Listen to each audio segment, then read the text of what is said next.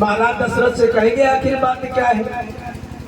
तो जाकर के जिस समय पहुंचे देखा महाराज दशरथ जमी कर पड़े हुए। मंत्री सुमंत ने कहा कि मैया ये क्या है, आप तो नाम का रात तिलक होगा जी, ऐसे कैसे प्रभु पड़े हुए हैं महाराज। के कहने लगी सुमंत जी तुम्हें सब कारण पता लग जाएगा कब, जब पहले यहां से चले जाओ बेटा राम को बुला लाओ। तो जब मंत्री सुमंत से कहा तो मंत्री सुमंत जाकर के मर्यादा पुरुषोत्तम श्री राम को बुलाकर के लाते हैं कि बेटा आपके पिता की बड़ी दयनीय दशा है। राम आए देखा कैकेयी खड़ी हुई है, दशरथ जमीन पर पड़ी हुई है। बोले हे पिता हुआ ये क्या, क्यों तुमको मूर्छा आई है, क्या किसी रोग ने घेरा है या कोई विपदा आई है। पिताजी आज क्या दिक्कत है तुम, क्यों इस प्रकार से जमीन पर पड़े हुए हो। तो जब राम के शब्द दशरथ के कान में पड़े तो एकदम से थोड़ा थोड़ा सचेत हुए, आंखें खुली कि कुछ आया चेत खुली आंखें,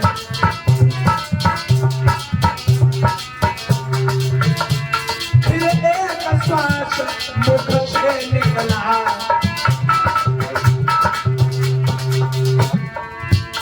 धीरे धीरे अब होते आराम शब्द मुख से निकला। और जैसे दशरथ ने राम को देखा, बेटे की प्यारी छवि बिहार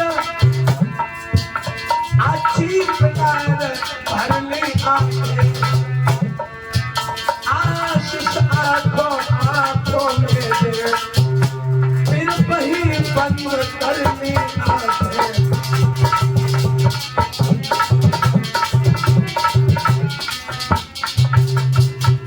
रामचंद्र आए, दशरथ जमीन पर पड़े, लेकिन प्रभु श्री राम ने दशरथ से कोई बात नहीं पूछी, बस एक बात पूछी है पिताजी क्या बात है,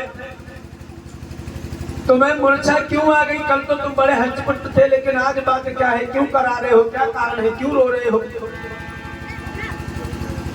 और आप तो कहते थे कि धीरज रखो धैर्य रखो आपत्ति समय में, अब तुम फिर इस प्रकार से पड़े हुए हो। तो महाराज दशरथ कराहने लगे। राम ने पिता से पूछा जरूर, लेकिन तुरंत कैकेयी के पास गए, बोले मैया एक बात बताओ, हमारे पिताजी मूर्छाबंद क्यों हो गए और हमारे पिताजी को मूर्छा क्यों आ गई, आखिर बात क्या है। राम चाहते तो डायरेक्ट दशरथ से पूछ सकते थे, लेकिन पिता से माता का दर्जा ऊंचा है, इसलिए राम ने पिता से नहीं माता से पूछा, कैकेयी से पूछा कि भैया तुम्हें तो सब कुछ पता है, बताओ पिताजी मूर्छाबंद क्यों हो गए। तो कैकेयी कहने लगी बेटा हमारे दो वरदान तुम्हारे पिता के पास में थे और आज हमने वही दो वरदान मांग ली कि दे कहे मोई दुई वरदाना, अब मांगे जो कुछ मोई सुहाना। बेटा हमें दो वरदान चाहिए थे, दो मुझे अच्छा लगा वो मैंने मांग लिया। और राम तुम्हारे पिता मालूम क्यों मूर्छाबंद हुए कि मांगा ये तिलक भरत को है, 14 वर्षों वनवास को।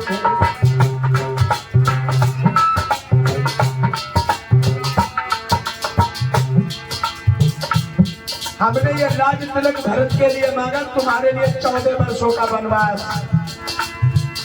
यही सदमा तुम्हारे पिताजी बर्दाश्त नहीं कर पाए, मांगा ये तिलक भरत को है, 14 वर्षों वनवास को।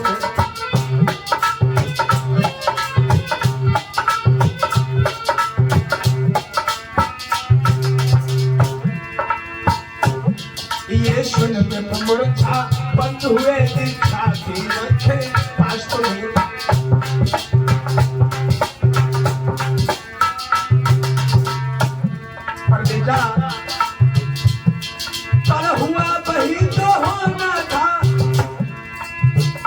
हो सुखी इच्छा ये यदि अपना धर्म अमल में हो तो सीख पढ़ाओ आ गए।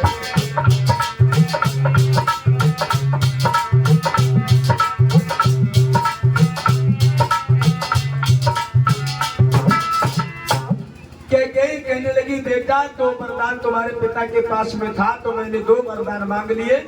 राम बोले क्या मांगा मैया?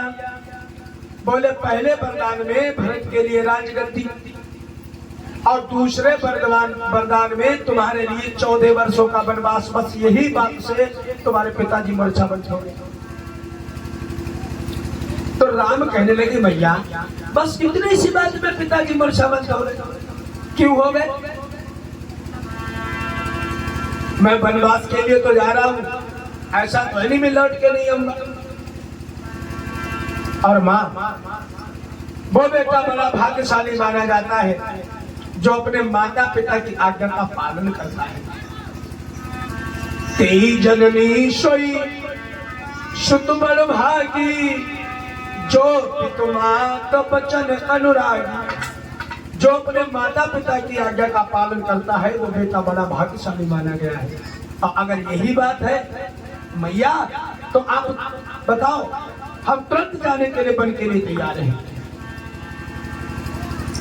तो केकेश कहने लगी बेटा हमें तुमसे यही उम्मीद थी। अब ऐसा करो अपनी मैया से कौशल्या से आज्ञा ले आओ बन जाने की। इसलिए राम तुम बन जाने की तैयारी करो, लेकिन एक बात याद रखना बन जाने से पहले हमसे मिलकर के जाना। क्यों? क्योंकि ये राजसी वस्त्र पहन करके वन में नहीं जाना है।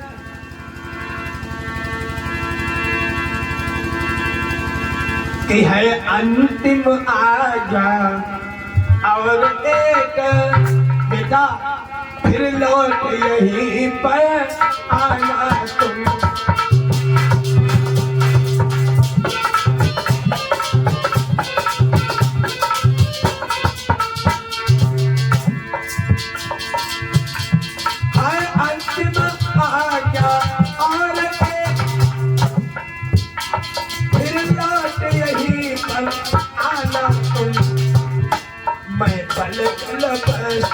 मंगाती हूँ वो बहन बनी को जाना तुम।